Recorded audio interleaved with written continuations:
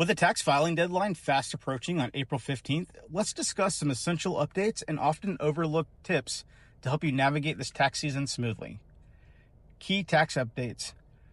Unclaimed 2021 refunds. The IRS reports that approximately 1.1 million Americans have unclaimed tax refunds from 2021. This is totaling over $1 billion.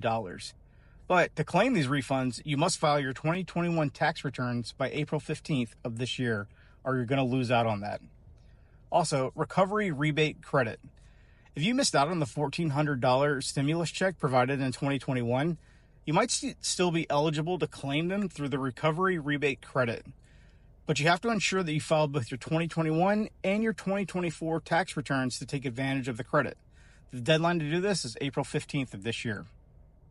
Tax relief for disaster situations. Several U.S. states suffered extensive loss over this past year, and they were declared disaster zones by FEMA. The IRS provided some temporary relief for those affected.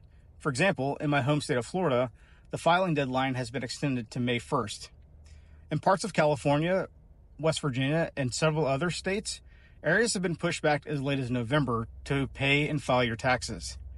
I'll include a link below for the most up-to-date information.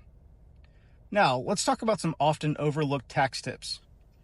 One of these is out-of-pocket charitable contributions. If you incur small expenses during charitable activities, such as purchasing supplies or driving to volunteer events, those are deductible. Remember, you can deduct 14 cents per mile driven for charitable purposes. State sales tax deductions. If you live in a state that doesn't have income tax, like Florida, you can choose to deduct state sales tax instead.